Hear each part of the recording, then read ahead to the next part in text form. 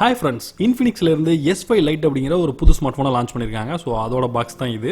So இந்த போனோட ஹைலைட்னு பார்க்கும்போது 8000 ரூபாய் விலையில இந்த போன்ல பஞ்ச் ஹோல் கேமரா வந்து கொடுத்துருக்காங்க. ஸோ அது இந்த போனோட பெரிய ஹைலைட் அப்படின்னு சொல்லலாம். அது மட்டும் இல்லாமல் இதில் வந்து 4GB RAM மற்றும் 64GB இன்டர்னல் ஸ்டோரேஜும் கொடுத்துருக்காங்க. இந்த போனோட ரியர் சைடில் ட்ரிபிள் கேமரா செட்டப் கொடுத்துருக்காங்க. 4000 mAh பேட்டரி கொடுத்துருக்காங்க. ஃபேஸ் அன்லாக் சப்போர்ட் இருக்குது. ஃபிங்கர் பிரிண்ட்டும் இருக்குது.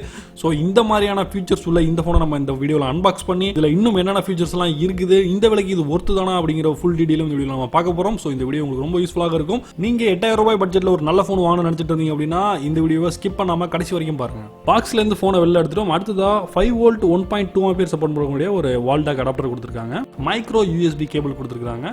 யூசர் மேனுவல் கொடுத்திருக்காங்க. அதுக்கு அடுத்ததா ஒரு டிசைனர் TPU கேஸும் கொடுத்திருக்காங்க. ஸோ இந்த டிசைனர் கேஸ் பார்க்கறதுக்கு ரொம்ப அழகா இருக்கு. ஃபைனலா எக்ஸ்ட்ரா ஒரு ஸ்கிரீன் கார்டும் கொடுத்திருக்காங்க.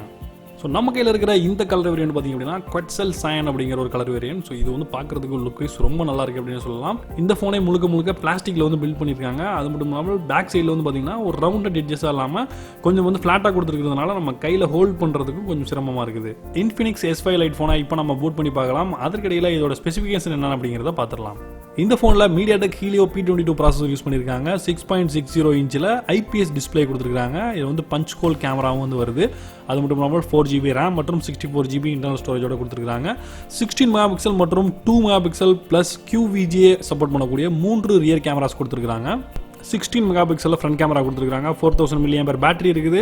ஃபிங்கர் பிரிண்ட் மற்றும் ஃபேஸ் அன்லாக்கும் சப்போர்ட் பண்ணுது. Android 9 OSல இந்த ஃபோன் ரன் ஆகிட்டு இருக்கு. இந்த ஃபோனில் கொடுத்துருக்கிற IPS டிஸ்பிளே பார்த்தீங்க அப்படின்னா இதில் பஞ்ச் ஹோல் கேமரா கொடுத்துருக்காங்க. ஸோ அதுவும் வந்து கரெக்டான இடத்துல வந்து பிளேஸ்மெண்ட் பண்ணியிருக்காங்க. அதுவும் பார்க்கறதுக்கு ரொம்ப அழகாக இருக்குது.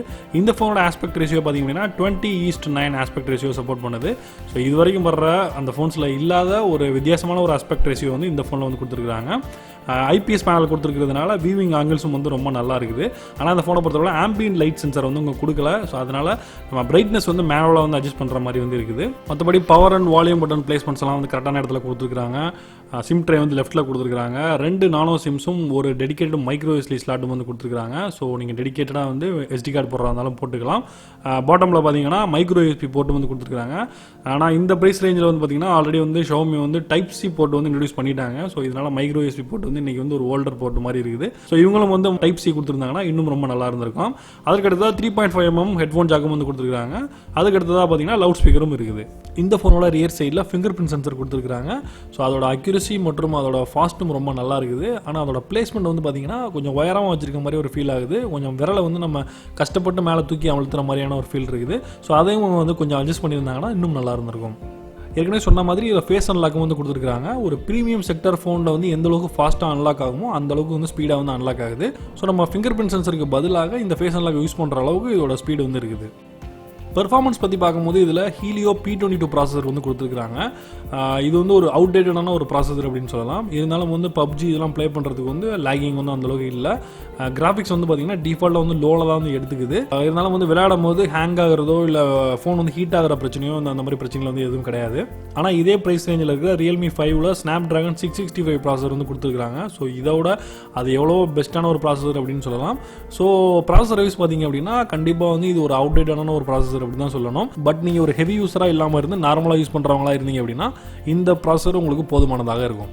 கேமரா பற்றி பேசும்போது ரியர் சைடில் ட்ரிபிள் கேமரா செட்டப் வந்து கொடுத்துருக்காங்க. அதில் AA cam, beauty, bokeh, AR shot, panorama அப்படின்னு சொல்லி நிறைய மோட்ஸ் வந்து கொடுத்துருக்காங்க. ஸோ நமக்கு என்ன மோட்ஸ் வேணுமோ அதை வந்து செலக்ட் பண்ணிக்கலாம். அது மட்டும் இல்லாமல் கூகுள் லென்ஸ் வந்து இன்டகிரேட்டட் சப்போர்ட் வந்து கொடுத்துருக்காங்க. ஸோ நீங்கள் ஏதாவது பொருட்களை பார்த்து நீங்கள் சர்ச் பண்ணணும் அப்படின்னா கூகுள் லென்ஸ் வந்து யூஸ் பண்ணிக்கலாம். செல்ஃபிக்காக ஒரு 16 MP கேமரா கொடுத்துருக்காங்க. ஸோ அதான் டிஸ்பிளேக்குள்ளே வந்து பஞ்ச் ஹோல் கேமரா வந்து கொடுத்துருக்காங்க. அதுலேயும் வந்து AA cam, beauty, portrait mode, AR shot, wide selfie இந்த மாதிரி நிறைய மோட்ஸ் வந்து இருக்குது. அதுலேயே நீங்கள் வந்து AR ஷாட்ஸ் வந்து செலக்ட் பண்ணீங்க அப்படின்னா நீங்கள் வந்து உங்களை வந்து ஃபன்னாக நீங்கள் வந்து ஃபோட்டோ எடுக்கணும்னு நினச்சிங்க அப்படின்னா இதில் இருக்கிற அந்த ஃப்ரேம்ஸை யூஸ் பண்ணி நீங்கள் வந்து ஒரு ஃபன்னான ஒரு ஃபோட்டோஸ் எடுக்கிறதுக்கும் யூஸ்ஃபுல்லாக இருக்கும். இந்த ஃபோனில் எடுக்கப்பட்ட கேமரா சாம்பிள்ஸை இப்போ நம்ம பார்க்கலாம்.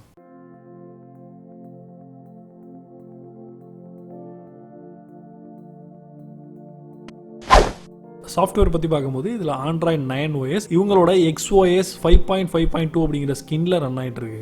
இந்த ஃபோனோட செட்டிங்ஸில் இன்டெலிஜென்ட் வாய்ஸ் ப்ராட்காஸ்ட் அப்படிங்கிற ஒரு ஆப்ஷன் கொடுத்துருக்காங்க. ஸோ இதை யூஸ் பண்ணுறதன் மூலமாக நமக்கு வர இன்கமிங் கால், SMS அதில் வர்ற கண்டென்ட்டை வந்து நமக்கு வந்து ரீட் பண்ணுறதுக்கோ இல்லை யார் கால் பண்ணுறாங்க அப்படிங்கிறத ரீட் பண்ணுறதுக்கு வாய்ஸ் மூலமாக ரீட் பண்ணுறது, ப்ராட்காஸ்ட் பண்ணுறது, இந்த செட்டிங்ஸ் எல்லாமே இதுலேருந்து நம்ம வந்து பண்ணிக்கலாம். அடுத்தது அந்த ஃபோனில் நிறைய ஜெஸ்டர்ஸும் வந்து கொடுத்துருக்காங்க. Tape to wake, music gesture, flip பண்ணால் வந்து மியூட் பண்ணுற மாதிரி, அது மாதிரி 3 ஃபிங்கர்ஸில் வந்து ஸ்க்ரீன்ஷாட் எடுக்கிறது, அது மட்டும் இல்லாமல் ஜெஸ்டர் மூலமாக நம்ம கால் ஆன்சர் பண்ணுறது, இந்த மாதிரி நிறைய ஆப்ஷன்ஸும் வந்து கொடுத்துருக்காங்க. ப்ரீமியம் ஃபோன்ஸில் வர மாதிரி கேம் மோடும் கொடுத்துருக்காங்க. ஒன்ஸ் வந்து நீங்கள் ஒரு கேமுக்குள்ளே என்டர் ஆனீங்க அப்படின்னா அதுக்கு வந்து ஒரு கண்ட்ரோல் பேனல் மாதிரி ஓப்பன் ஆகும். அதிலிருந்து நீங்கள் கேம் விளையாடும் போது நிறைய ஆப்ஷன்ஸ் வந்து யூஸ் பண்ணிக்கலாம். பேட்டரியை பொறுத்தளவில் 4000 mAh கொடுத்துருக்கிறதுனால ஒரு நாள் முழுக்க வந்து தாராளமாக வந்து சார்ஜ் நிற்கிது. ஆனால் அதை நம்ம சார்ஜ் பண்ணுறதுக்காகிற டைம் பார்த்திங்கன்னா ரொம்ப நேரம் டைம் எடுத்துக்குன்னு சொல்லலாம். கிட்டத்தட்ட வந்து 4 மணி நேரம் வரைக்கும் வந்து சார்ஜ் பண்ணுறதுக்கான டைம் நமக்கு தேவைப்படுது. ஏன்னா அவங்க கொடுத்துருக்கிற சார்ஜர் பார்த்திங்கன்னா 6 வாட்ஸ் சார்ஜராக வந்து கொடுத்துருக்காங்க. அட்லீஸ்ட் வந்து ஒரு 10 வாட்ஸ் சார்ஜ் கொடுத்துருந்தாங்கன்னா கூட இன்னும் கொஞ்சம் ஃபாஸ்ட்டான சார்ஜ் ஏறதுக்கான சான்சஸ் இருந்திருக்கும். ஃபைனலாக பார்க்கும்போது இந்த ப்ரைஸ் செக்மெண்ட்டில் இந்த ஃபோனில் தான் வந்து பஞ்ச் ஹோல் டிஸ்பிளே வந்து கொடுத்துருக்காங்க. ஒரு நல்ல ஒரு ஃபீச்சர் அப்படின்னு சொல்லலாம். ஆனால் அதை தாண்டி பார்க்கும்பொழுது இந்த ப்ராசஸர் வந்து ஒரு அவுடேட்டான ஒரு ப்ராசஸராக இருக்குது. அந்தளவுக்கான பவர்ஃபுல்லான ஒரு ப்ராசஸர் அப்படின்னு சொல்ல முடியாது.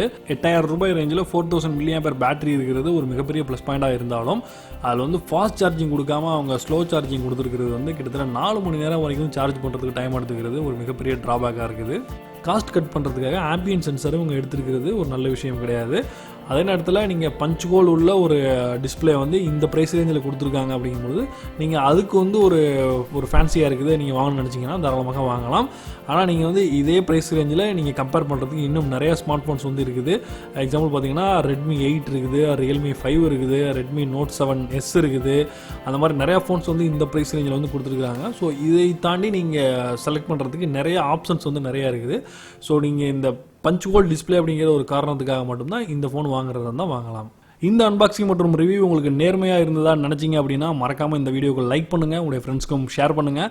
மறக்காமல் நம்ம சேனலை வந்து சப்ஸ்கிரைப் பண்ணுங்கள். மீண்டும் ஒரு இன்ட்ரெஸ்டிங்கான வீடியோவில் சந்திப்போம். நான் John Santhosh from Tamil today. நன்றி, வணக்கம்.